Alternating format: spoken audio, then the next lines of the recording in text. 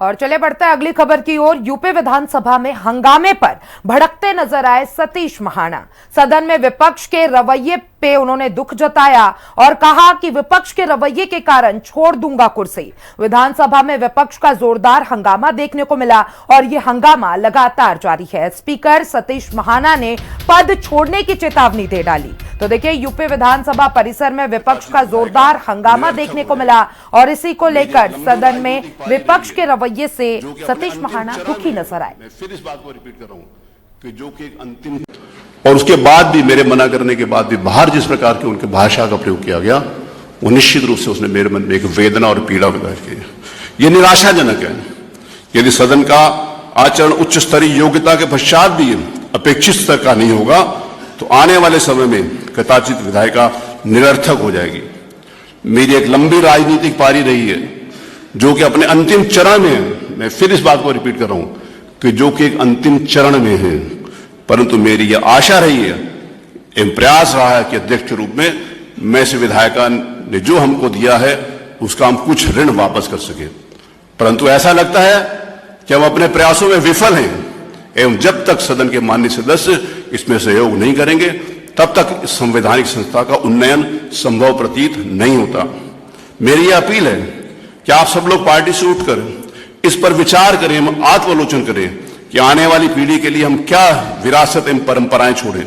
हमारे स्वतंत्रता संग्राम सेनानियों की विचारधारा एवं उनके सपनों का कितना सार्थक कर रहे हैं। आशा है कि हम इसका सिंहावलोकन करेंगे।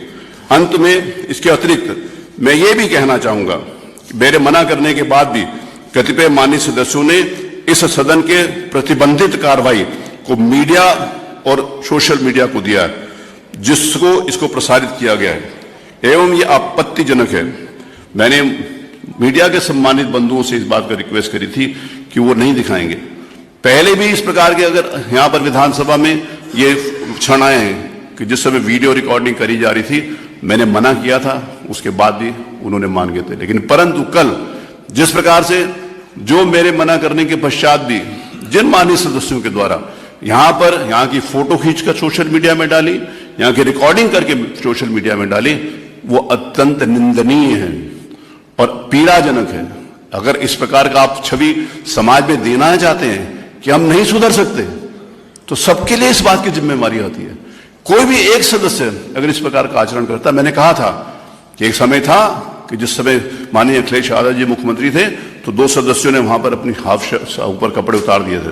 तो मैंने कहा था वो कपड़े 2 लोगों के नहीं, पूरे 403 विधानसभा के सदस्यों के उतरे हैं। मैंने ये बात कही थी। और उसके बाद भी अगर इस प्रकार का आचरण है तो मुझे बहुत दुख है। मुझे इस बात के लिए विचार करना पड़ेगा, गंभीरता के साथ विचार करना पड़ेगा कि मैं इस कुर्सी के योग्य हूं कि नहीं हूं, या अथवा जो कुछ मैंने 4.5 वर्षों के अंतर्गत किया है वो उचित है कि अनुचित है। मैं इसके ऊपर आत्मविलोचन करूंगा और इसका निर्णय शीघ्र करूंगा। बताइए आप क्या कहना चाहते हैं। और यूपी विधानसभा परिसर में सपा ने जोरदार प्रदर्शन किया। चंदा चोरी के खिलाफ सपा ने ये प्रदर्शन किया। हाथों में पोस्टर लेकर जमकर नारेबाजी की गई और चौधरी चरण सिंह की प्रतिमा पर धरने पर बैठे हैं। आलू की बोरी, गले में आलू की माला पहने बैठे हैं और दान पात्र भी सपा कार्यकर्ता लेकर धरने पर बैठे हैं। तो देखिए, यूपी विधानसभा परिसर में एक बार फिर जोरदार प्रदर्शन देखने को मिला। चंदा चोरी का मामला तूल पकड़ते नजर आया और सपा कार्यकर्ता जोरदार प्रदर्शन करते नजर आए। तो देखिए, दान पात्र लेकर सपा कार्यकर्ता ये प्रदर्शन कर रहे हैं। तो देखिए, पक्ष और विपक्ष में जोरदार तानातानी चल रहा है। ये तस्वीरें यूपी विधानसभा की है और दूसरी तस्वीर संसद परिसर में प्रदर्शन की है। एक तरफ देखिए, चंदा चोरी का जो मुद्दा है वो लगातार तूल पकड़ते नजर आ रहा है और दूसरी तरफ अमित शाह को लेकर विपक्ष लगातार आक्रामक मोड में नजर आ रहा है। हाथों में पोस्टर लिए हुए हैं। एक तरफ चंदा चोरी के मुद्दे पर पोस्टर है और दूसरी तरफ संसद से अमित शाह कहां गायब है, ये सवाल का जवाब विपक्ष लगातार पूछ रहा है। तो देखिए, अब ये दोनों मुद्दे पर विपक्ष लगातार सरकार को घेरते हुए नजर आ रहा है और आज यूपी विधानसभा में समाजवादी पार्टी के कार्यकर्ता प्रदर्शन करते नजर आए। तो एक बार फिर संसद की कार्रवाई शुरू हो गई है। चलिए देखते हैं कि वहां क्या कुछ चल रहा है।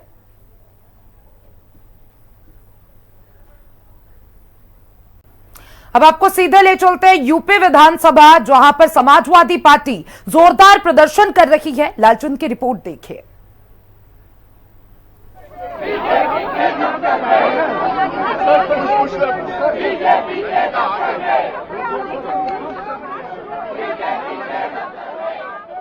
आज तीसरा दिन है और लगातार विपक्ष के द्वारा हंगामे देखने को मिल रहे हैं। आप देख सकते हैं कि सचिन यादव हैं जो विधायक है समाजवादी पार्टी के, उनको कल जो है निष्कासित कर दिया गया था पूरे सदन से, और आज वो विधानसभा के सामने चौधरी चरण सिंह की प्रतिमा के नीचे वो धरने पर बैठ चुके हैं। और आप देख सकते हैं कि दानपेटी भी यहाँ पे रखी हो। समाजवादी पार्टी के तमाम जो विधायक एमएलसी है वो धरने पर बैठे हुए हैं। जान लेते हैं सचिन यादव जी से। सचिन जी, जिस तरीके से कल आप क्या मुद्दा उठा रहे थे कि आपको निष्कासित कर दिया गया? देखिए, हम लोगों ने नियम 311 में सरकार को नोटिस दिया था कि चढ़ावा चोरी पे चर्चा हो, लेकिन सरकार ने उसे रिजेक्ट किया। इसी वजह से हम लोगों को वेल में जाना पड़ा, जिस वजह से मेरा निष्कासन हुआ।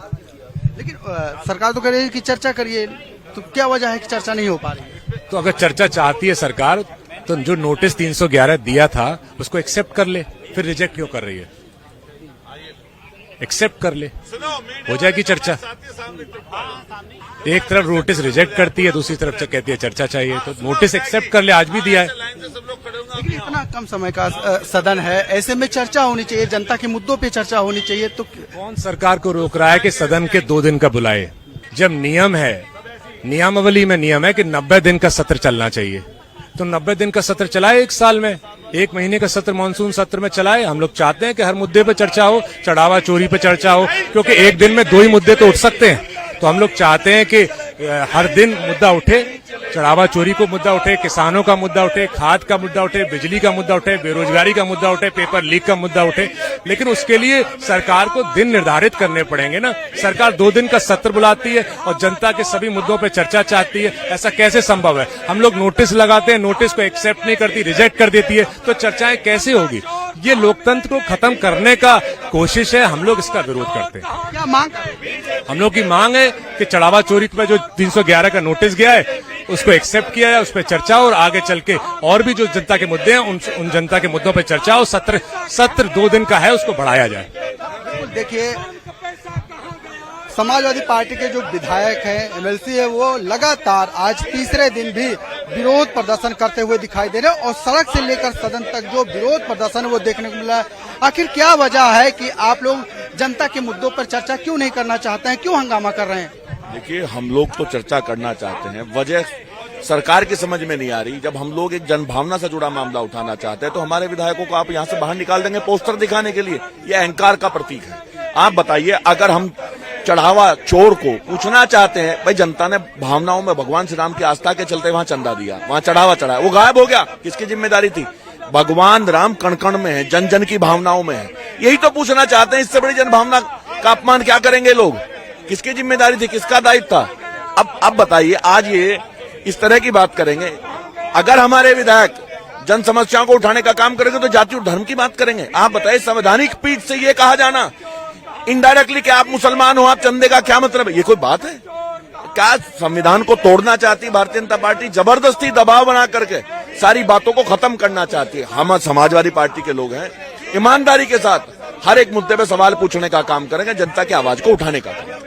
बिल्कुल, आप देख सकते हैं कि जो विरोध प्रदर्शन है वो कहीं ना कहीं चढ़ावा चोरी को लेकर देखने मिल रहा है, चाहे नीट परीक्षा उसको लेकर देखने को मिल रहा है। भाई साहब, ये जो दान